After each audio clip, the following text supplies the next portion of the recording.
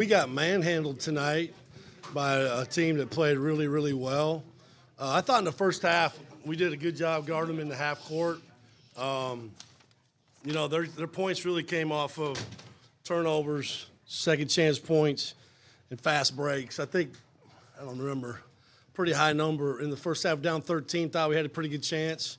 Came out in the second half, got off to a pretty good start, and then just fell apart. And credit to them. They're really physical defensively. They're hard to score on. And then we started to break down defensively, and they started making threes. Can't do that. We didn't hedge the ball screen like we're supposed to, didn't sink. We ran into help when we weren't supposed to, and then we just really struggled to get loose balls and rebounds. I've never seen like that. And so credit to Duke. They gave us a really good whipping. Questions? Steve, you often hear about how teams can change a lot between January and March. Yeah. Just how much different is this Duke team today versus the one you saw in January? I haven't yet to play against Malik hasn't played the two times we played, so I'm sure they could get even better. They're playing with a lot more confidence on offense. We held them to the season low at our place, 63 points. Tonight, obviously, they threw up 93. I think they're playing a little bit faster. I don't think they played as quite at the pace they played at when we played them early in I guess it was January when we played them. I would say that. They get their hands on a lot of rebounds. Those offensive rebounds are killers because a lot of times those turn into three-point shots because everybody's in the lane when the ball goes up to go get it. They get it, they kick it out, they get a wide open look, or they get a one more and then a wide open look. So, I would say that, and just watching, Evans has become more of a factor as the season's gotten later with the way he shoots the ball. But the main characters are the main characters, and they're pretty good. I think as good as Cooper is, and I told you he's generational. I think Kneppel is really good. Proctor, the big boy. And then John did a really good job of roster construction. Here's the thing: you just can't go sign a bunch of players that don't fit.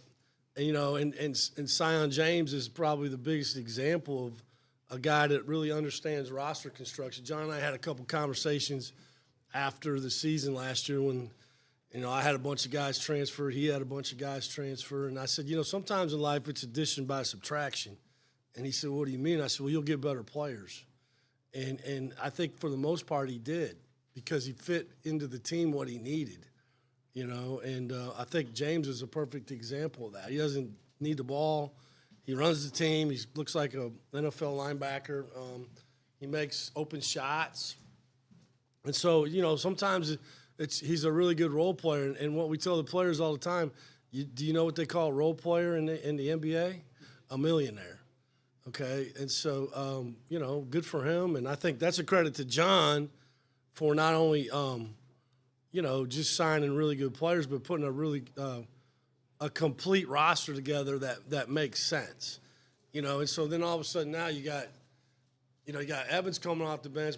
He can stretch you and make them. The big fella can 21. He can spell number Luke. And so it just kind of Mason Gillis. But he played at Purdue. And that's kind of the thing I was talking to John about. You get these players from not only but from really good programs. They've been coached. And he's played at the national championship. He's a tough ass kid. And Malik Brown, I haven't even mentioned him. I think they can win it all. I made this Nostradamus statement in 2015. We beat Georgia. We beat Green Bay in my first year at East Tennessee State. We went and played Villanova, and after the game, they asked me, "What do you think of Villanova?" And I said, "Well, I think they can win a national championship, and they did. Not that because I said it, but they had everything. They were so big and great point guard. They look like that kind of team. Now, I haven't seen everybody play. I'm not trying to put any extra pressure on him. He doesn't need that, but they're really good, and I think they'll make a really, really deep run into the tournament. Coach, your defense has traveled well pretty much Yeah, all season. it Just did. Where do you feel it went? Well, do you feel like there was a time where it all kind of devolved? Well, I thought we were in pretty good shape start of the second half, honestly, and then where it really becomes demoralizing here at home anywhere is when you get stops and you can't get the ball. I mean, how many times did we get a stop and we just couldn't grab the basketball? I mean, that's demoralizing. I mean, they literally shot a ball out of bounds on a three and threw it back in and laid it up. I mean, or maybe they made a three. I don't remember. I know they made one. I mean, I can't tell you. I think that's the game to me. I think that when the game was on the line and it was still, we cut it under 10, we couldn't get loose balls or rebounds, and so they just got more and more and more and more possessions, and then the turnovers. And look, in the first half, I don't have the halftime stats, but I know the majority of their points were off our turnovers. I mean, they're 23-4 for the game. They were off second chance. There you go, 22-7. Fast breaks, 20-6. That's not half-court defense. It's not. We could, but that's part of the game, and they killed us in that area. And so, in the half court, I think we were pretty good, but it just never got there. And when we did, we didn't get the rebound or we didn't get the 50-50 ball. Disappointed in our attention to detail. Last time we played them, Cooper runs up there and sets a lot of ball screens, and people try to switch them, which I don't think is the right way to play. I think you hedge it and sink and take away the short roll. They're just trying to get it to the short roll to get those three guys, those two shooters on the baseline and the big fella in the middle. And I thought we were so effective stopping that at home. I think he turned it over 6 times or something like that. I mean, we just didn't even get to the edge. So that's frustrating for me, and it's on me. I'm the coach, and I told them, man, they ain't gonna pull off the gas in here, buddy. They're coming full gas all the way to the end, and they did, and that's what a great team does, in my opinion. They beat you and they make you like it, and they made us like it tonight. Steve, on the loose balls, on the 50-50s, is that effort, urgency, determination? Is it just them getting fortunate? No.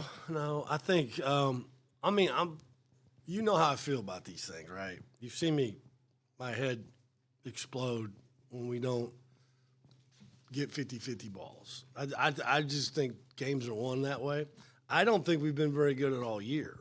I don't think it's I'm not trying to place the blame on any certain people. I just don't think that's the mentality of this team, and that's the hardest part about it for me because they're really good when they can really be locked in defensively and they can do a good job.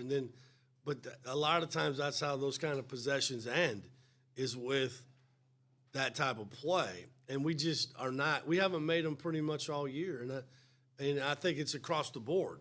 Now, some of it, Efton, he's playing hurt, man. He's got a hand, so sometimes he can't get both hands on it, and they're in there sumo wrestling, And so the guards have got to be the ones that come in there and gobble those up. There was a play, I think, second half, yeah. It was still maybe 10. They missed, and then we just didn't, we got just block out Flagg, and he just kind of gets the ball and lays it up. I mean, we had those kind of plays are demoralizing.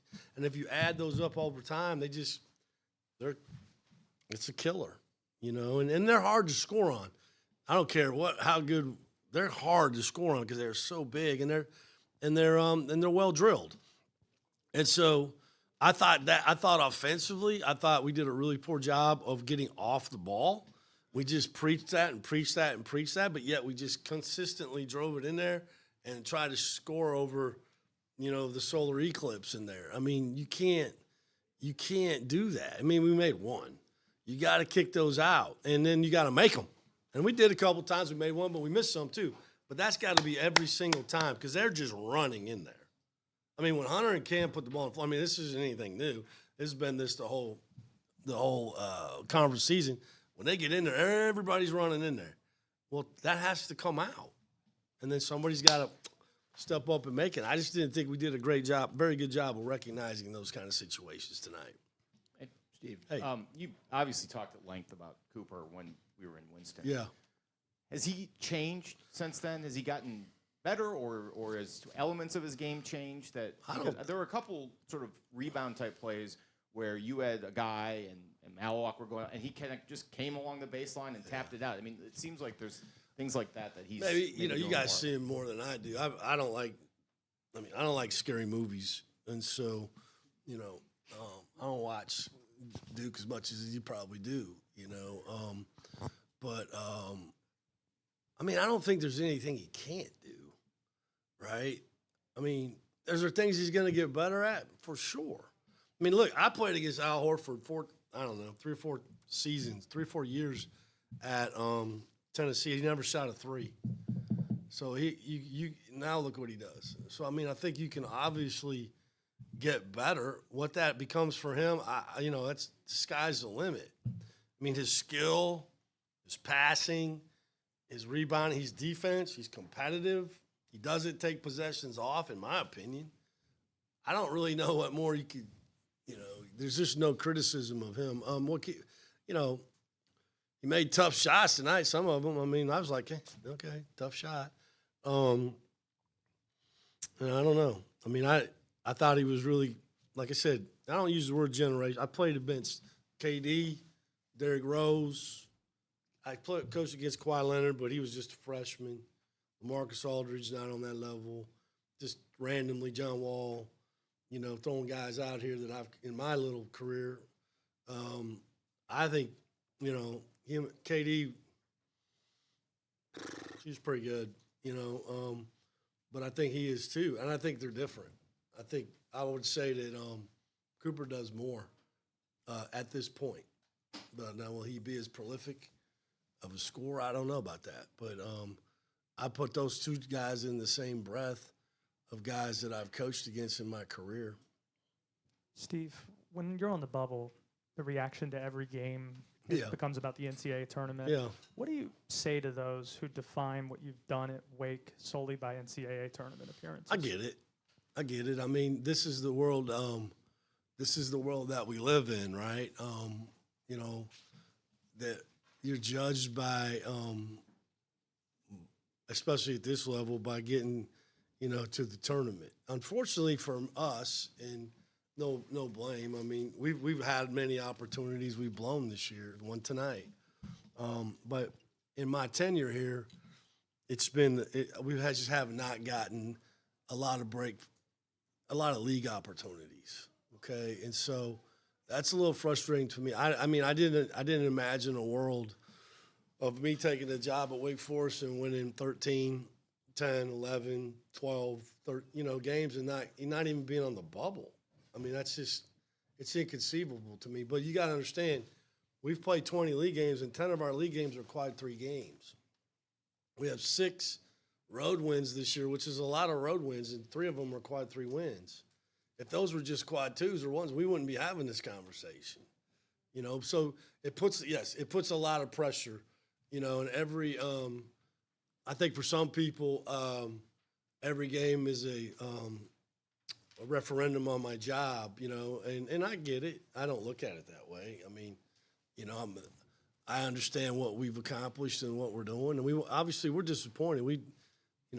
We felt like this was an NCAA tournament team. It doesn't mean that it's over. We still got a chance to play, but 3